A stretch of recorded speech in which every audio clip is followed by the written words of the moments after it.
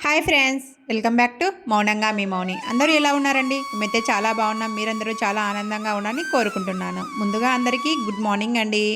ఇంకా ఇవాళ వీడియో వచ్చేసి మొన్న 4వ కార్తీక సోమవారం పూజా విధానం చూపిస్తున్నానండి. మార్నింగే లేచి ఇంకా ఇంటి ముందు అయితే దీపాలు పెట్టేశాను. కొద్దిగా లైట్ ఆఫ్ చేసి దీపాలు ఎలా ఉంటాయో మీకు చూపించాను కదండి. లైటింగ్ లేకుండా దీపాలు అయితే ఎంత అందంగా ఉన్నాయంటే అంత అందంగా ఉన్నాయన్నమాట. బాగా కెమెరాలు అయితే ఇంకా చాలా బాగా కనిపించాయండి. ఇంకా సోమవారం తెల్లవారుజామున లేచేసి తొందరగా అయితే దీపాలు పెట్టేశాను అనమాట, చీకటి ఉండంగానే. అందుకోసం దీపాల వెలుగు చీకట్లో ఎలా ఉంటుందని చెప్పేసి కొద్దిగా వీడియో క్లిప్ మీకు ముందుగా చూపించాను. చాలా అందంగా ఉంది కదండి. ఆ రోజైతే కొద్దిగా చంద్రుడు ఉండంగానే నేను దీపాలు పెట్టేశానండి. అంత తొందరగా పెట్టేశాను అనమాట. ఇంకా చంద్రుడు కూడా కనిపిస్తున్నాడు, మీకు వీడియోలో చూపించాను కదా, చంద్రుడు కనిపిస్తున్నాడు అని చెప్పేసి. మా ఇంటి పక్కన అక్క ఉందండి, ఆ అక్క కూడా నాతో పాటు లేచేసి దీపాలు పెట్టేసింది అనమాట. ఇద్దరం ఒకటేసారి చీకట్లోనే దీపాలు పెట్టేశాము. చాలా బాగా కనిపించాయండి ఆ వెలుగులు వచ్చేసి. తర్వాత ఇంట్లోకి వచ్చేసి ఇంకా నేను ఇక్కడ దీపాలు పెట్టడానికి అన్నీ సిద్ధం చేసుకుంటున్నాను అనమాట. మనము కార్తీక మాసం అంటే ముందుగా కార్తీక దామోదరిని అంటే బయట దీపాలు పెట్టేసిన తర్వాతనే మనం ఇంట్లో దీపాలు పెట్టుకుంటామండి. ఫస్ట్ స్నానం చేసిన వెంటనే నేను బయట దీపాలు పెట్టడానికి అయితే రెడీ చేసుకుంటాను అనమాట. అన్ని దీపాలు అన్నీ కడిగి అలాగనే వాటిలో ఒత్తులు, నూనె, ఆయిల్ అవన్నీ వేసేసుకొని రెడీ చేసేసుకొని ముందుగానే దీపాలు పెట్టేస్తానమాట. తర్వాత ఇంట్లోకి వచ్చేసి ఇంకా ఇంట్లో పూజ చేసుకుంటానండి. ఇంట్లో పూజ కోసం ఇత్తడి సామాన్ అయితే క్లీన్ చేసుకుంటున్నానండి. వీక్లీ 1 టైం అయితే ఖచ్చితంగా క్లీన్ చేస్తానండి. లేకపోతే మరకలన్నీ కూడా పడ్డట్టుగా అవన్నీ నల్లగా అయిపోయినట్టుగా కనిపిస్తూ ఉంటాయి. నేను క్లీన్ చేయడానికి నిమ్మకాయ అలాగనే సబీనా ఉంటుంది కదండి, ఆ సబీనా పొడి వేసేసి బాగా రుద్దేస్తే వాటి మీద బాగా తెల్లగా నిగనిగలాడుతూ వస్తాయండి. ప్రతిసారి నేను ప్రతి వీక్లీ ఇలానే క్లీన్ చేసుకుంటాను. సబీనా కానీ అలాగనే పీతాంబరి ఉంటుంది కదండి, పీతాంబరి కూడా బాగా పనిచేస్తుంది అనమాట. పీతాంబరి వాడడం వల్ల కొద్దిగా చేతులు రఫ్గా అలాగనే కొంచెం ర్యాషెస్ లాగా వస్తాయని చెప్పేసి నేను సబీనానే వాడుతూ ఉంటాను ఇంట్లో. ఇంకా తర్వాత అన్నీ శుభ్రం చేసేసుకున్న తర్వాత మనము ఇత్తడి సామాను ఎప్పుడైనా శుభ్రం చేసుకున్న వెంటనే నీళ్ళతో పొడి బట్ట తీసుకొని బాగా తుడుచుకోవాలండి. వాటిపైన తేమ లేకుండా తుడుచుకున్న వెంటనే మనం ఫ్యాన్ కింద అయితే బాగా ఆరబెట్టేసుకోవాలి. అప్పుడే మనకు తేమ లేకుండా ఫ్రెష్గా ఉంటాయి. అలాగనే ఎన్ని రోజులు ఉన్నా కూడా కొద్దిగా తెల్లగా ఉన్నట్టుగా కనిపిస్తూ ఉంటాయన్నమాట. లేదంటే మనము క్లీన్ చేసిన వెంటనే పొడి బట్ట పెట్టకుండా తుడుచుకోకుండా అలానే పెట్టేసామంటే వాటిపైన మరకలన్నీ కూడా నీటి చుక్కలన్నీ అలానే ఉండిపోయి అంతగా బాగా కనిపించవన్నమాట దీపాలు అనేవి. పూజా సామాగ్రి అంతా పెట్టేసుకున్న తర్వాత ఇంకా పటాలకు అన్నిటికీ పూలన్నీ కూడా అలంకరించి ఇంకా అలాగనే ఆయిల్ వేసేసి దీపాలలో ఒత్తులన్నీ కూడా వేస్తూ ఉన్నాను అనమాట. చిన్న దీపాలు అయితే తెచ్చుకున్నానండి, అటు సైడ్ ఇటు సైడ్ పెట్టేశాను అనమాట. చాలా బాగా అందంగా కనిపిస్తుంది అని చెప్పేసి. ఆ చిన్న దీపాలు వచ్చేసి నేను వెంకటేశ్వర స్వామి హుండీ పెట్టుకున్నాను కదండి. అప్పుడు షాప్కి వెళ్ళింటే నేను రోడ్డు సైడ్ షాప్కి అయితే ఆ షాప్కి వెళ్ళినప్పుడు ఆ హుండీ తీసుకునేటప్పుడు ఆ చిన్న దీపాలు అయితే ఆ దీపాలమ్మ సహస్రకు ఊరికనే ఇచ్చిందండి. చిన్నగా బాగున్నాయి ముద్దుగా అని చెప్పేసి పాప అడుగుతుందని చెప్పేసి ఇంకా ఊరికనే ఇచ్చేసిందని చెప్పేసి పాప అయితే తెచ్చుకుంది. ఆ దీపాలు అయితే చిన్నగా కొద్దిగా ఒకవేళ ఒత్తి ఉందనుకోండి మనకు పెద్దగా ఆ ఒత్తిలో హాఫ్ ఒత్తి అయితే సరిపోతుందండి. అలాంటి చిన్న దీపాలు అయితే అటు సైడ్ ఇటు సైడ్ పెట్టేశాను అనమాట. చాలా అందంగా కనిపిస్తుందని చెప్పేసి తర్వాత ఇంకా అన్ని దీపాలన్నీ వెలిగించి అలాగనే అగరబత్తి చూపించేసి తర్వాత చివరి కార్తీక సోమవారం కదండి, అందుకోసం నేను ఇక్కడ శివునికి అభిషేకం చేస్తున్నానండి. జలాభిషేకం అనమాట. అభిషేకం అంటే నేను పాలు, పంచదార, పెరుగు ఇవన్నీ ఏమీ చేయనమాట. ఓన్లీ జలంతోనే అంటే నీటితో మాత్రమే జలాభిషేకం చేస్తూ ఉంటాను. శివయ్యకు హంగు ఆర్భాటాలు లేకుండా అంటే ఆ పాలు, పంచదార ఇవన్నీ ఏమీ లేకుండా ఒక్క స్పూన్ జలంతో అభిషేకం చేసినా కూడా ఆ శివుడు పొంగిపోతాడంట అండి. అందుకోసమే నేను ఓన్లీ జలంతోనే అభిషేకం చేస్తూ ఉంటాను. అలాగనే ప్రతి సోమవారం ఎప్పుడన్నా నాకు బాధగా అనిపించినప్పుడు కూడా ఇలా జలంతో అభిషేకం చేసుకొని సోమవారం పూట పూజ చేసుకుంటాను అన్నమాట. అందుకోసం జలాభిషేకం చేయడానికి చాలా ఇష్టపడతాను. అప్పుడప్పుడు కూడా చేస్తూ ఉంటాను. కార్తీక సోమవారాలు అయితే ఇంకా కంపల్సరీగా చేస్తూ ఉంటానన్నమాట. ఇంకా శివయ్యకు అభిషేకం చేసిన తర్వాత అంతా పొడి బట్ట పెట్టేసి తుడిచేసిన తర్వాత బొట్లు అయితే పెట్టేసుకుంటున్నానండి. మళ్ళీ పూజకు సిద్ధం చేస్తున్నాను అనమాట శివయ్యను. బొట్లు పెట్టేసి బొట్లోనే మనము శివునికి ఎలా పెట్టాలంటే గంధం పెట్టిన తర్వాతనే మనము కుంకుమ బొట్టు అయితే పెట్టాలంటండి. ఎందుకంటే శివుడు ఎప్పుడు వేడిగా ఉంటాడనమాట. అందుకోసము ఆ గంధం పెట్టడం వల్ల గంధం ఒక చందనంలాగా చల్లగా ఉంటుంది కదండి. ఆ చందనం శివునికి పెట్టడం వల్ల కొద్దిగా చల్లార్చినట్టుగా ఉంటుందని చెప్పేసి మనము ఎప్పుడు గంధం పెట్టిన తర్వాతనే మనము కుంకుమ బొట్టు అయితే పెట్టుకోవాలంట. ఇంకా తర్వాత నేను ఇక్కడ అలాగనే అగరబత్తి అన్నీ చూపించిన తర్వాత శివునికి నేను చీకటి ఉండగానే దీపాలు పెట్టేశాను కదండి. అందుకోసం చీకటి ఉందని చెప్పేసి పూలైతే అంటే మందార పూలు అవన్నీ ఉన్నాయన్నమాట మా ఇంట్లో. ఆ మందార పూలను తెచ్చుకోవడానికి అప్పుడు చీకటి ఉండగా కొద్దిగా భయం వేసి చెట్ల దగ్గర ఏంటైనా ఉంటాయని చెప్పేసి అప్పుడు వెళ్లకుండా కొద్దిగా తెల్లవారిన తర్వాత అయితే తెచ్చేసుకొని మందారం పూలు, అలాగనే వెంకటేశ్వర స్వామికి అయితే తులసి పత్రం, అలాగనే శివునికి బిలవపత్రం తెచ్చుకున్నాను అనమాట. ఇంకా అవన్నీ కూడా నేను ఇక్కడ పెడుతూ ఉన్నాను. మనము వెంకటేశ్వర స్వామికి, సీతారాములకి, అలాగనే విఘ్నేశ్వరునికి మనము తులసి పత్రం పెట్టచ్చండి. అలాగనే మనము శివునికి అయితే తులసి పత్రం పెట్టరండి, ఓన్లీ బిల్వపత్రం మాత్రమే సమర్పిస్తారనమాట. నేను తులసి పత్రం పెట్టకుండా శివునికి అయితే బిల్వపత్రం సమర్పిస్తున్నాను. అన్నీ పెట్టేసిన తర్వాత నేను ఇక్కడ శివునికి అయితే అష్టోత్తరాలు చదువుకుంటూ పూజ చేసుకుంటానండి. మందార పూలను అయితే సమర్పిస్తూ ఉన్నాను. శివుడికైతే మందార పూలను సమర్పిస్తూ శివాష్టోత్తరాలు, అలాగనే బిల్వాష్టకం ఇవన్నీ ఉంటాయి కదండి. అష్టోత్తరాలన్నీ కూడా చదివేసుకొని నేను ఇక్కడ కర్పూర నీరాజనం అయితే పలికేశాను అనమాట. అలాగనే కర్పూర హారతి ఇల్లంతా కూడా చూపించడానికైతే వెళ్ళాను. చూపించిన తర్వాత ఇంకా నేను ఇక్కడ దండం పెట్టేసుకొని పూజా మందిరం అయితే చాలా అందంగా కనిపించిందండి. శివునికి అభిషేకం చేశాను కాబట్టి అన్ని పూలను అన్నిటిని సమర్పించాను, బిల్వపత్రాన్ని కూడా సమర్పించాను కాబట్టి చాలా అందంగా కనిపించేసింది పూజా మందిరం అయితే. అటు సైడ్ ఇటు సైడ్ దీపాలు పెట్టేశాం కదండి, ఎంత అందంగా కనిపించిందో చూడండి. అటు సైడ్ ఇటు సైడ్ దీపాలు, చిన్న దీపాలు అనమాట, ముద్దుగా ఉన్నాయి. తర్వాత నేను ఇక్కడ పూజ కార్యక్రమం అయిపోయిన తర్వాత నేను ఇక్కడ మార్నింగ్ బ్రేక్ఫాస్ట్లోకి వచ్చేసి పెసరట్టు కేసానండి. ఆ పెసరట్టు పిండినంతా కూడా మిక్సీ పట్టేస్తూ ఉన్నాను బ్యాచులుగా. పెసర్లు నైటే నానబెట్టేసుకుంటానండి.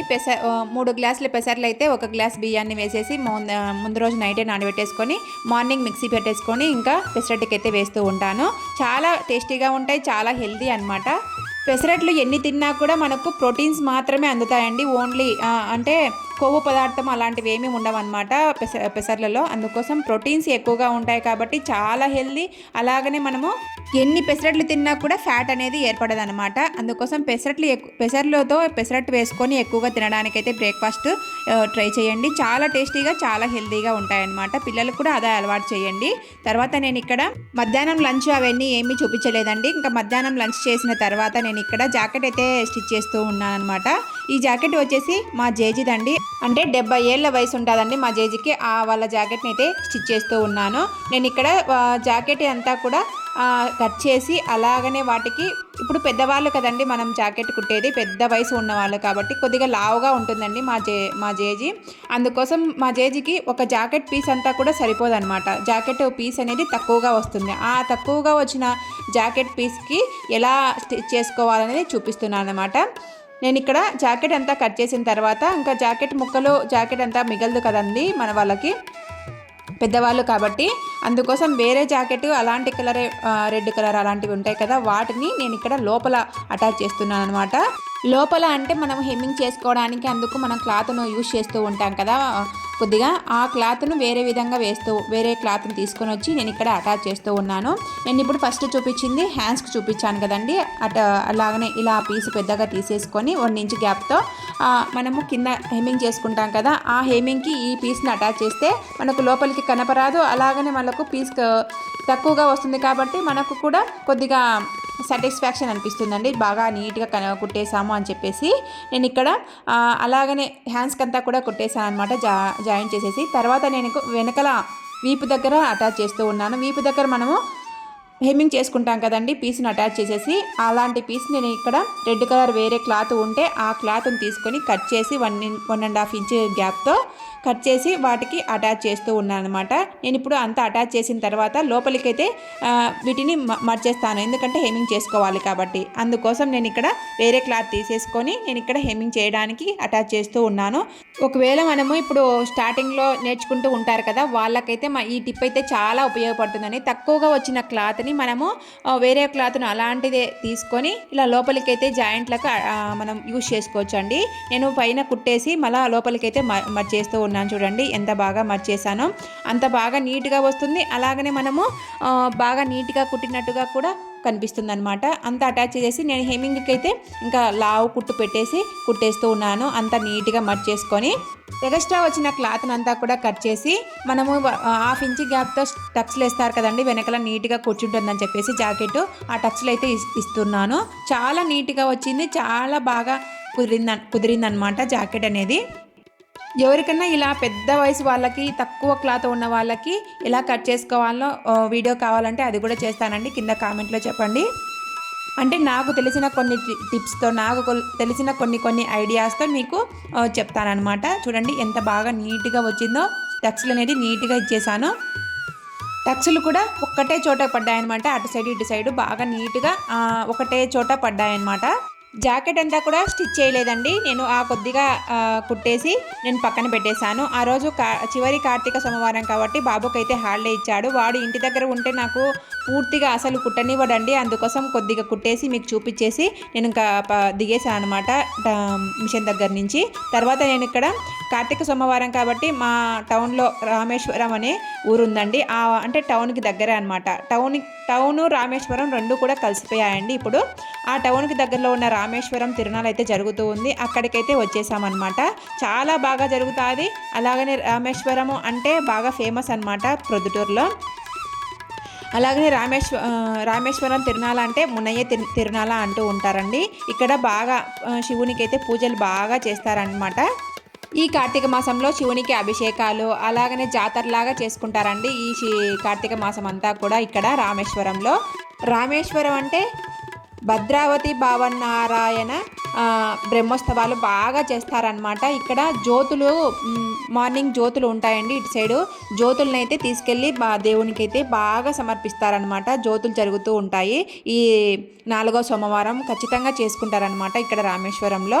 ఇక తర్వాత ఆ జాతరలో అయితే లైటింగ్ సెట్టింగ్ అయితే ఎంత బాగా అద్భుతంగా పెట్టారో అండి. ఈ లైటింగ్ అయితే ఎంత బాగా నచ్చిందో నాకైతే.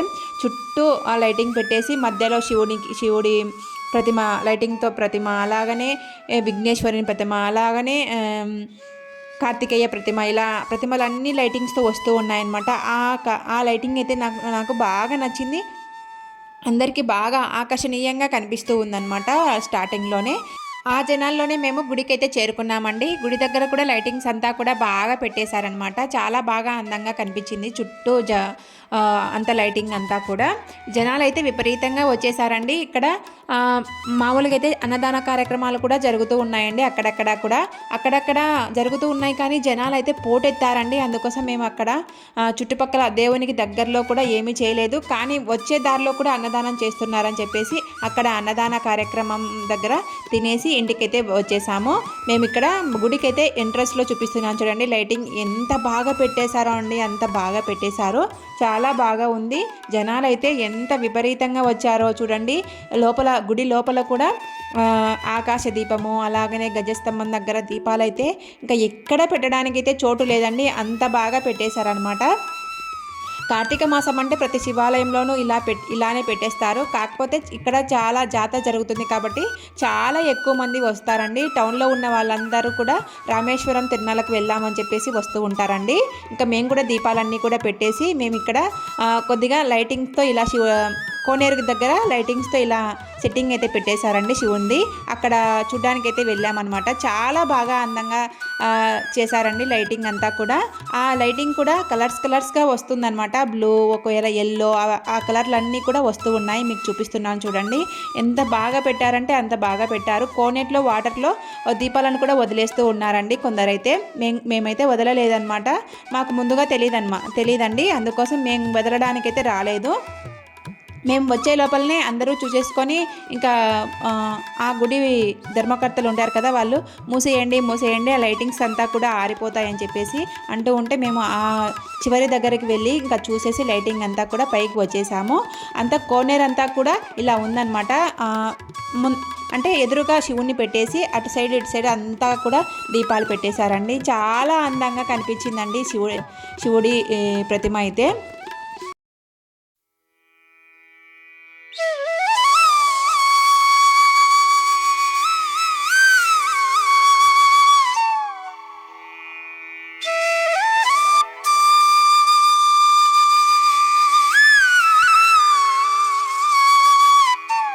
ఇంకా మేము అక్కడ చూసేసుకొని ఇంకా అందరూ వెళ్ళండి వెళ్ళండి అని చెప్తూ ఉంటే పైకి వచ్చేసామండి. అప్పటికే బాగా దీపాలు పెట్టేశారనమాట. ఇంకా వచ్చేసిన తర్వాత ఇంకా గుడి ప్రాంగణం అంతా కూడా ఇలా ఉందండి. అక్కడ భోజనాల కార్యక్రమం అలాగనే శనగ గుగ్గులు కూడా పెట్టేస్తూ ఉన్నారు. మేము శివుని దర్శనం అయితే చేసుకొని పక్కన ఇలా సెట్టింగ్ అయితే చేశారనమాట. శివుడిది అలాగనే కార్తికేయ అలాగనే విఘ్నేశ్వరుడి సెట్టింగ్ అయితే ఇలా చేశారు. చాలా బాగా అందంగా కనిపించింది, చూడ్డానికైతే బాగుంది అని చెప్పేసి అక్కడ కొద్దిసేపు నిలబడుకొని చూసేసి ఇంకా ఆ జనాల్లో నుంచి అమ్మవారిని దర్శించుకోవడానికైతే వచ్చేసాము.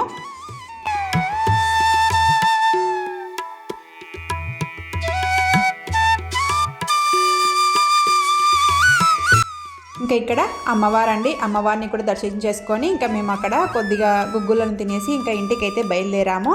చివరి కార్తీక సోమవారము పూజ అలాగనే మేము రామేశ్వరం తిరునాళ్ళకి వెళ్ళాం కదా, ఆ వ్లాగ్ అయితే మీకు చూపించేశాను. వీడియో నచ్చితే చిన్న లైక్ ఇచ్చి సబ్స్క్రైబ్ చేసుకోండి. ఉంటానండి, బాయ్.